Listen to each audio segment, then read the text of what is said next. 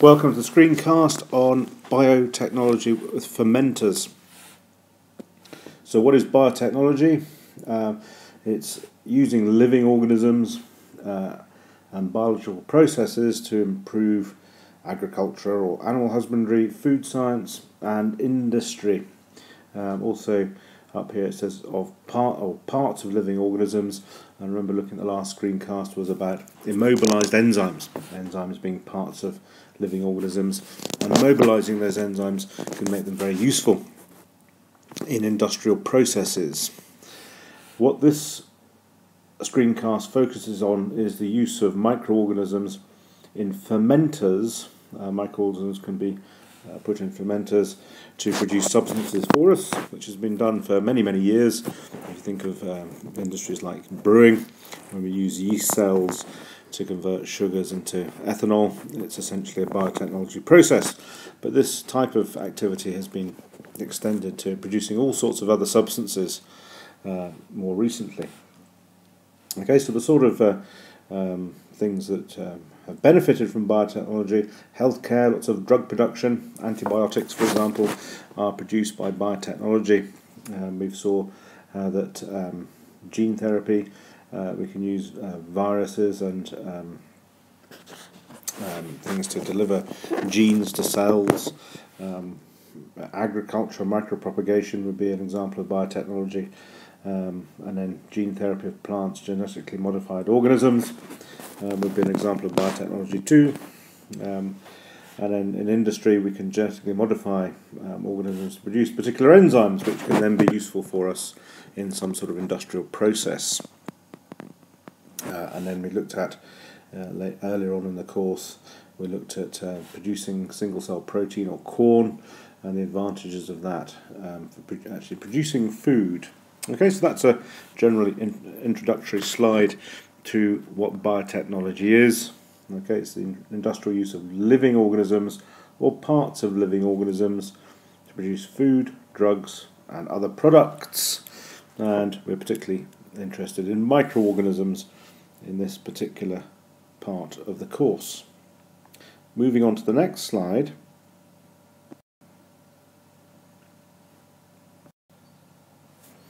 So this slide looks at the fact that microorganisms are such an important part of biotechnology. Okay, and this looks at why microorganisms are such a useful vehicle for biotechnological processes. And here's just a list of things. First of all, they rapidly grow. So if the conditions are right, with the right nutrients and the right temperature, etc., the population of these microorganisms, whether they're fungi or bacteria, they can double every 30 minutes. Okay, so very rapid growth. The fact is that they, because of the way they digest things, they release enzymes and things into their external environment to digest down the external environment and then absorb digested things. So the fact is that they secrete proteins and enzymes into their environment, which means that those proteins are very easy to extract and purify. As we saw in the last topic on genetic engineering, it's actually relatively easy with restriction enzymes, etc., to genetically engineer bacteria. The example being given of how to make humulin, which is human insulin, with bacteria producing human insulin, genetically engineered bacteria to produce human insulin. So bacteria are actually quite easy to genetically engineer, and once they're engineered, they reproduce very rapidly, and those engineered plasmids reproduce within those bacteria. They grow at low temperatures, okay, so it's not the expense of heating your reaction vessels, okay, so they grow at low temperatures, and you can produce products throughout the world, not dependent on climate. Okay, you can grow them in fermenters in controlled conditions wherever in the world, which is obviously very useful. And because all the processes that go on inside bacteria or single-cell fungi are all controlled by enzymes, you have all the advantages of enzyme specificity, so that products can be very pure because their reactions are controlled by enzymes which react with specific substrates and then produce specific products, so no contamination with unwanted products. Okay, and also the growth medium that these microorganisms can grow on can be waste substances from other processes. Okay, so the cornstarch waste, okay, which is waste from corn which is grown as animal feed, can be used and treated with various enzymes, which produces fructose, which is the mainstay of the confectionery business these days. So all the sweeteners they use in chocolate bars, etc., doesn't come from natural sugar cane anymore. It's fructose, which is produced by enzymic action on cornstarch waste, okay, which is a waste product of the corn which is used for animal feed. Okay, so moving on to the next slide.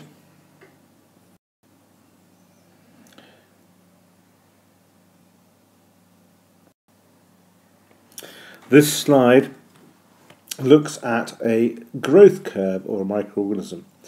When you put a culture of a microorganism into some nutrient, this describes what the population growth does, or how the population grows. Okay, and there are various words that you must know: lag phase, log or exponential phase, stationary phase, and the decline or death phase. Okay, so you've got to know what all these, so learn all these phrases to be able to describe a growth curve, and I'll show you what a growth curve looks like in a minute. Okay, so the lag phase is a description of that is the population remains constant. Okay, so you introduce it into a new environment, okay, and it stays fairly constant for a while. The reason for that is it takes the cells a while to grow. It also takes a while for genes to be activated to produce the right enzymes to be able to digest their new environment. Okay, that whole lac operon story from earlier in the course. Okay, protein synthesis takes a while, so all those processes take a while. So it takes a while for the organisms to get used to their new environment. Okay, once they're used to the new environment, what happens is their population doubles. Okay, each generation. Okay, so each unit of time, population doubles, and the reason for that is the microorganisms have lots and lots of space, and key thing, nutrients. Okay, so they can reproduce unhindered. Okay, so this idea of logarithmic or exponential growth, doubling every period of every unit of time, every period of time, and then what happens is the stationary phase. Okay, so the growth of the organisms starts to tail off. Okay, and reaches a plateau, and so that's due to the population remaining stable. So the death rate equals the birth rate, and the explanation of that is the nutrient levels are decreasing. Okay, so the organisms are having to compete for decreasing levels of food, but they also might be producing toxic waste, which is starting to reduce the population of organisms. Okay, and then lastly the decline or death phase. Okay, this is when the population starts to decline and more organisms die than are born, as it were, or produced. And the explanation is that all the nutrients have been used up, or there are toxic waste products produced which have built up to such a high concentration that it starts to kill the bacteria. Okay, so I've got all that represented in an animation below, which we'll watch.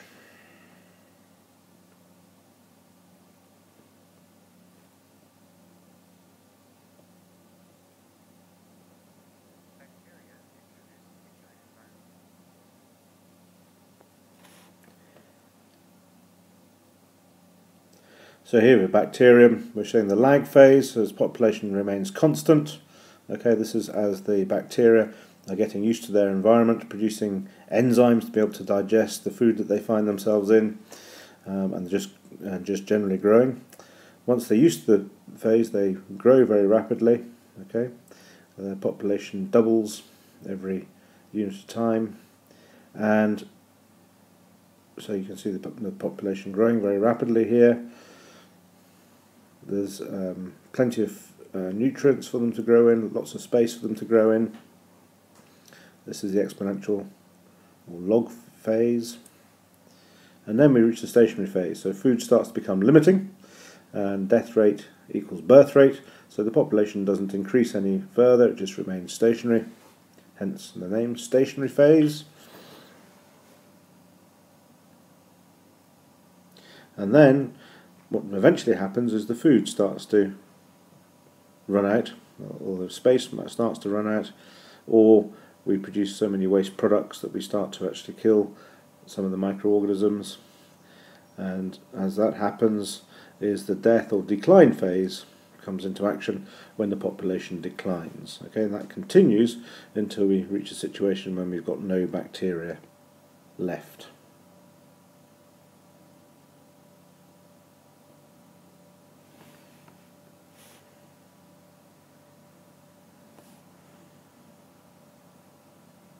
So there we are, no bacteria left. Anyway, moving on to the next slide.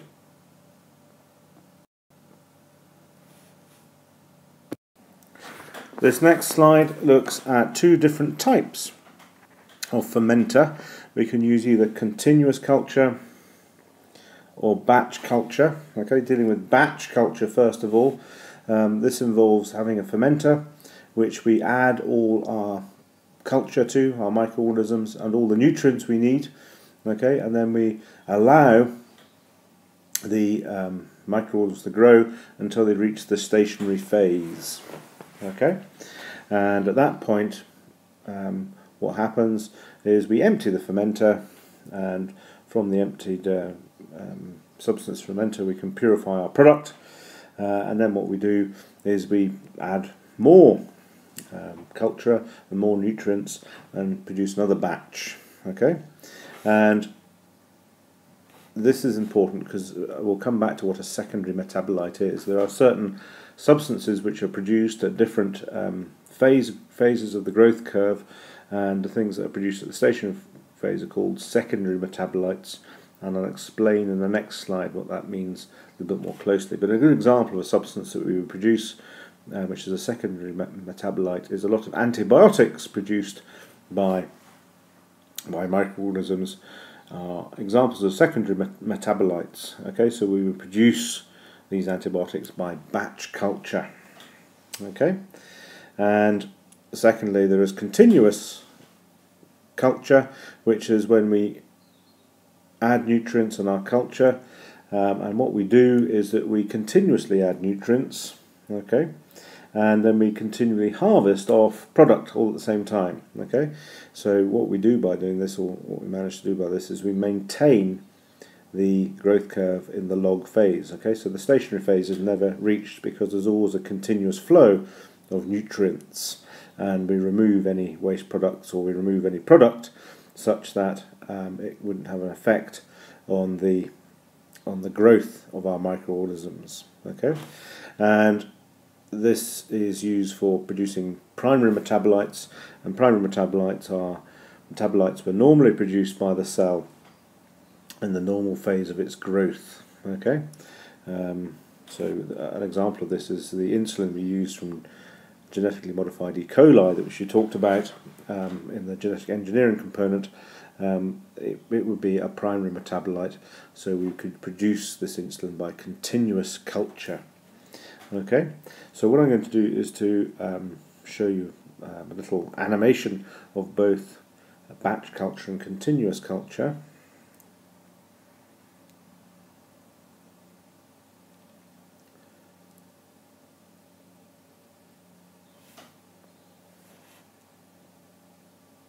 So here we've got batch culture. So here we've got a fermenter. Okay, we add all our ingredients, there's paddles that stir it around, and then we empty it out once it's reached the stationary phase. We then put in some more culture and nutrients. Okay, we allow it to reach its stationary phase again, empty it out and start again. Okay, so this is an example of batch culture. Okay, So as opposed to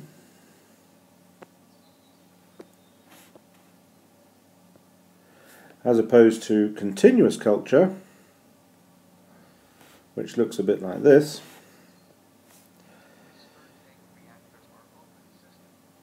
So in continuous culture, as you can see, what we've got is we've got our nutrients being added continuously, okay, they're being stirred here, and at the same time we're draining off product, okay, products with waste products and bacteria will be all drained off here, and then we purify our product from that, okay. And the idea of this is that we keep our microorganisms in the continuous, in the exponential phase, growth phase of the growth curve, so that they produce these what we call primary metabolites, okay.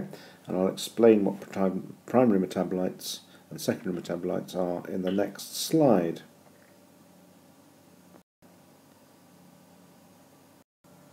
So here we are talking about primary and secondary metabolites, okay. So describe the difference between primary and secondary metabolites. So primary metabolites, and these are chemicals produced during the normal growth of a microorganism. They're produced throughout all phases of growth, okay. So protein production, production of enzymes, ethanol as a byproduct of anaerobic respiration would all be primary metabolites, okay. And if we're trying to make a primary metabolite in our fermenter, we tend to do this by continuous culture, okay. So that if we reach the log phase of the growth curve in our continuous culture, we will continue to produce our primary metabolites, okay. As opposed to secondary metabolites, these are metabolites which are only produced in the stationary phase, and they're produced by microorganisms in response to the stress and the need to compete for survival. So for example, antibiotics, okay, are produced by microorganisms to kill competing microorganisms, so that the microorganisms are better adapted to use or can compete better for the available nutrients, okay. So if a microorganism isn't competing for nutrients and there's no shortage of nutrients, it won't produce antibiotics, okay. But as soon as it does start to be put in that stress environment which it reaches in the stationary phase, it will start to produce antibiotics, which is an example of a secondary metabolite, to increase its chance of survival, okay.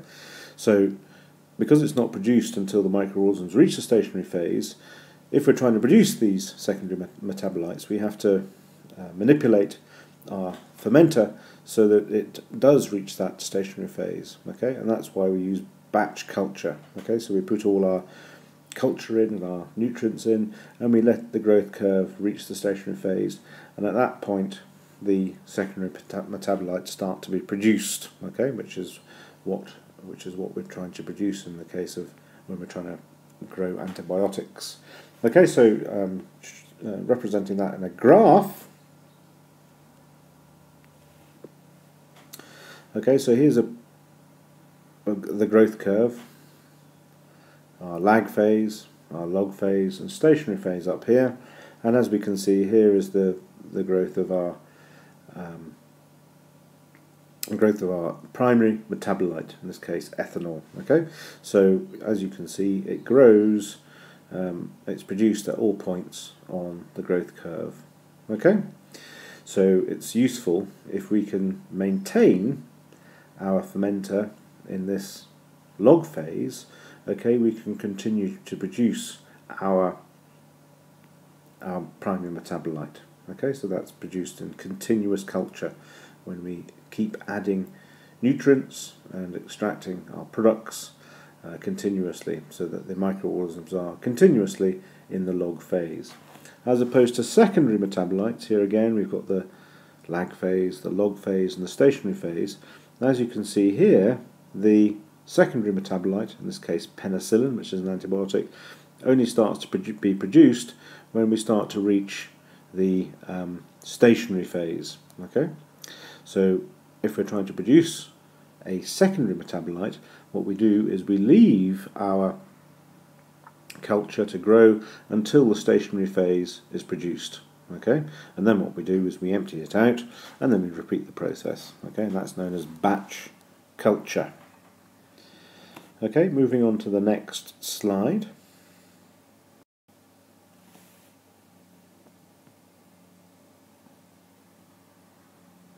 The next slide looks at manipulating growing conditions in a fermenter to maximise the yield of whatever it is you're trying to produce.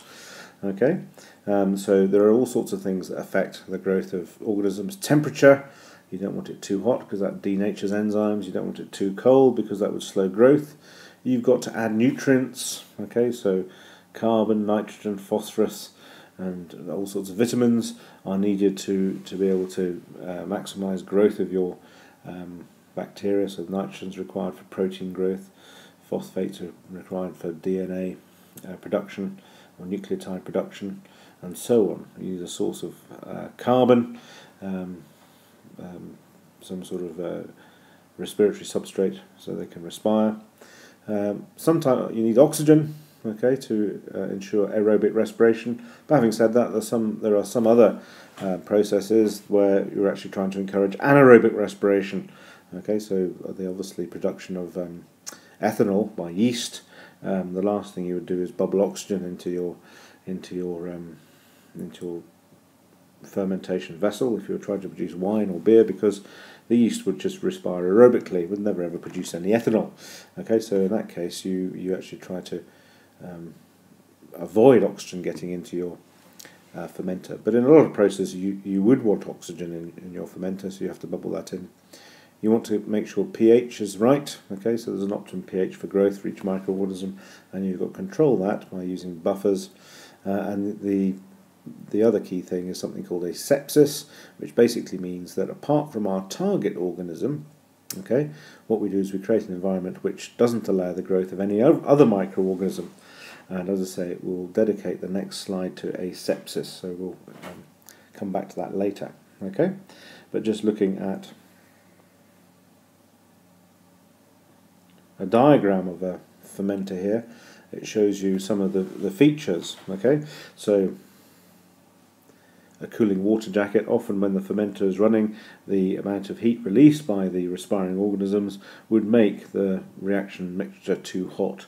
Okay, so what we have to do is circulate cold water around this in a special cooling jacket to take that heat away.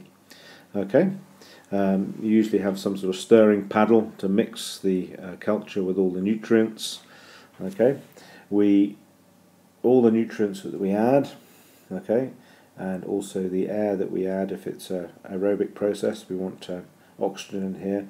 All of this stuff that we put into this this container must be sterile. Okay, so what it's all this air, nutrients, what they do, they pass through a system which is heats things up at high pressure, about 130, 140 degrees centigrade, which kills any microorganisms. Okay, so there's no chance that microorganisms can get into our reaction chamber. So only our target microorganisms are present.